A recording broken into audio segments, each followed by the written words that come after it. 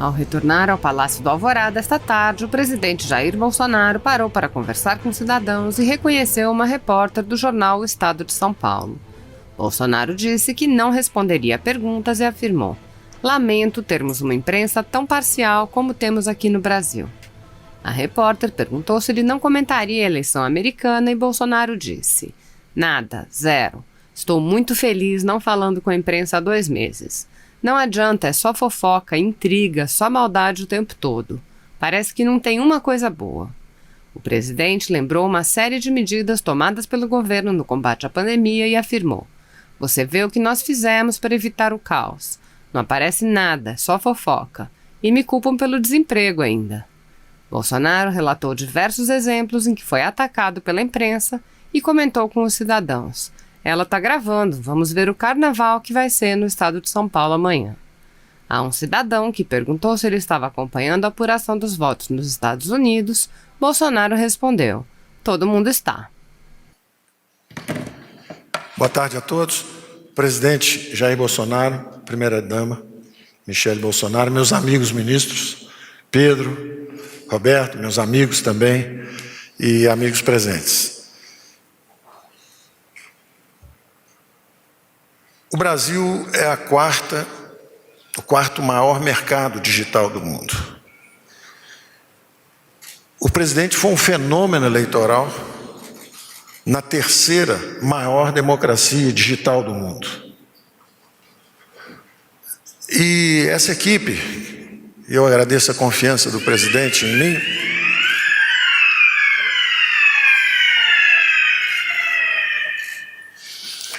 essa equipe tem competência e coração, presidente. Competência e coração. Eficiência e fraternidade. Então, é um grupo que tem princípios, exatamente como o senhor ganhou uma eleição com base em princípios e valores. Essa equipe trabalha assim. Então, a nossa resposta é rápida, porque nós sabemos os nossos valores, nós sabemos os nossos princípios. Quando a equipe entrou, o Pedro desalavancou o banco, ele se preparou para uma transformação futura. Poderíamos ter feito muito mais, mas não tinha nada mais urgente e mais importante do que a sua orientação de que nenhum brasileiro podia ficar para trás. E imediatamente nós saímos buscando os invisíveis. Aqueles que o senhor dá o exemplo todo dia, o que vende o churrasquinho de gato ali na esquina, o outro que é a faxineira, é o jardineiro, eles não têm um empregador fixo. Entre o paraíso da legislação trabalhista, CLT brasileira, que tem tantos os direitos, e o senhor falou tanto durante a campanha, são muitos direitos e poucos empregos, nós descobrimos 40 milhões de brasileiros invisíveis, lutando diariamente. Eles têm que ganhar o pão a cada dia, não tem segurança nenhuma, não tem empregador, não tem ninguém. Daí, inclusive, a sua ansiedade durante essa primeira onda que foi a pandemia, com a sorte desses 40 milhões de brasileiros. E nós exatamente saímos buscando esses brasileiros. E digitalizamos 64, 65, 67 milhões de brasileiros em pouquíssimo tempo, e a engrenagem funcionou. Foram escolhas que nós tivemos que tomar a cada dia. Vamos usar o sistema privado, que já está estabelecido, ou, para maior velocidade, vamos apostar no nosso Pedro. Vamos apostar no nosso Pedro. Porque ali nós temos certeza que pelo menos nós temos o controle da situação. Nós sabemos o que vai acontecer e criamos o maior banco digital do Ocidente.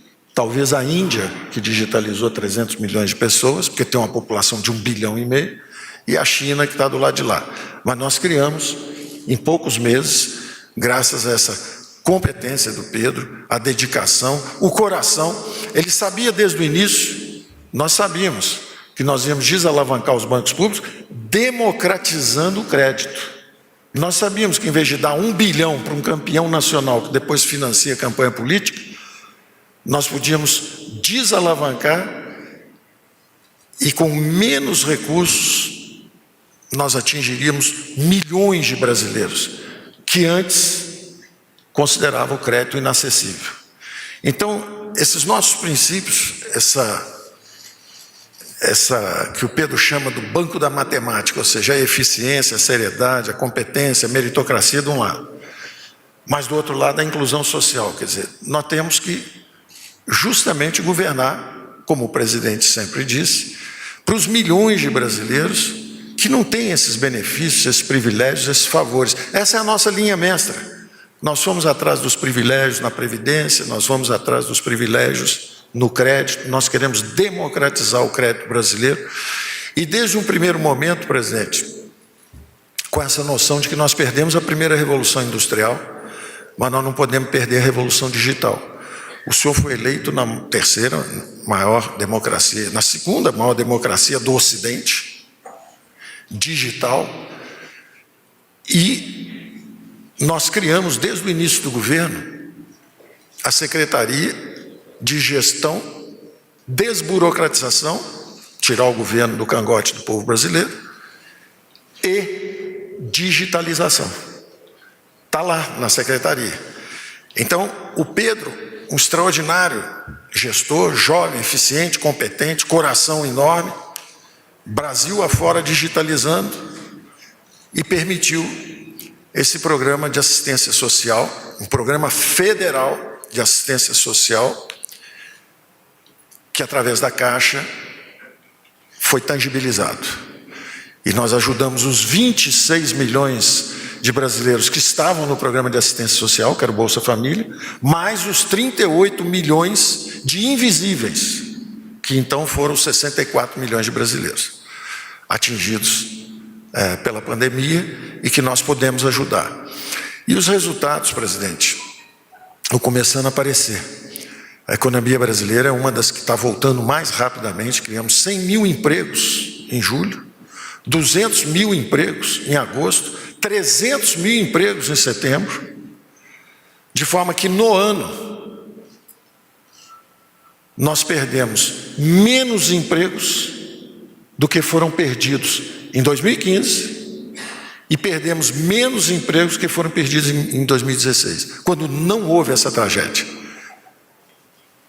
Ou seja, em setembro de 2015, a essa altura, nós tínhamos perdido 650 mil empregos.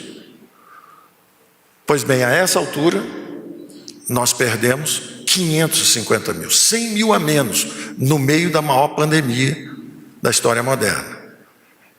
E com uma diferença, naquele período, empregos continuaram a ser destruídos até o final do ano, chegou quase a 1 milhão. E nós vamos reduzir o desemprego. Nós vamos empregar mais gente, criar mais empregos até o fim do ano. Os registros vão dizer que o desemprego aumentou de 13 para 14, claro, ninguém contava os invisíveis, ninguém contava os 40 milhões, estava escondido. Então era muito fácil relatar um desemprego de 13, agora vai ser 14, vai ser 15, mas a pergunta é o seguinte: quantos milhões de brasileiros estavam invisíveis e foram atendidos? Então nós temos muito orgulho dessa equipe. Eu quero também agradecer ao Congresso e ao presidente, que na campanha ainda conversamos sobre o Banco Central Independente. O presidente, vamos em frente com esse projeto. A missão de um Banco Central, a responsabilidade do Banco Central é com a preservação da estabilidade da moeda de um país, a preservação do valor, do poder de compra, dos salários, milhões de brasileiros trabalhando. A inflação não pode subir, porque eles perdem o valor de compra da moeda. A indexação é uma fuga, é um disfarce, é a falta de coragem de enfrentar a inflação.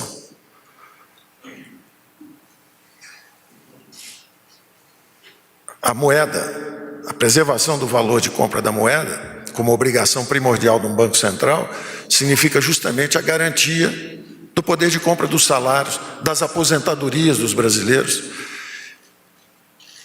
Então eu tenho um enorme orgulho também de ter na minha equipe o Campos, porque o avô do Roberto Campos criou o Banco Central Independente no Brasil. E agora, décadas após isso, nós temos finalmente o Banco Central autônomo, é uma versão ligeiramente diferente, um pouco mais branda, porque já temos uma inflação mais baixa, mas ainda como principal missão a preservação do poder de compra da moeda brasileira. E o Roberto Campos Neto à frente disso, no Banco Central Autônomo novamente. Então isso é um orgulho extraordinário, e também na dimensão digital. Também na dimensão digital. O Pix, o Open Bank, as fintechs e a moeda digital. O Brasil terá a moeda digital. O Brasil está à frente de muitos países. Enquanto nós falamos mal do Brasil, a verdade é que o Brasil deu uma resposta eficiente, fulminante, tecnológica para esse desafio enfrentado à frente. Então eu agradeço também ao Congresso, o Senado ontem particularmente aprovou a autonomia, contamos com o apoio da Câmara, que deve aprovar também, e o Brasil dá um salto enorme do ponto de vista de avanço institucional. É o avanço institucional, as instituições brasileiras se aperfeiçoando, a despolitização, a blindagem, como o Pedro falou, ele entrou na Caixa e mudou e criou um banco meritocrático, um banco que não cede a pressões eventuais, a interesses menores. Pensa nos brasileiros, na inclusão, na democratização do crédito, na digitalização dos brasileiros. Então nós temos agora uma camada de proteção social que podemos acionar. Se vier uma segunda onda, se vier isso. O que nós temos de realidade hoje? Fatos. Uma doença cedendo, a doença cedendo, e ao mesmo tempo a economia voltando. Esse é o fato. Especulações futuras enfrentaremos com a mesma capacidade de decisão que o presidente, com sua liderança, implementou na equipe. Então, eu agradeço ao presidente a confiança, aos ministros a colaboração, agradeço à equipe pela confiança, pelo talento, competência e pelo tamanho do coração também. Todos dedicados, todos patriotas, amigos e lutando por um Brasil melhor. Muito obrigado a todos.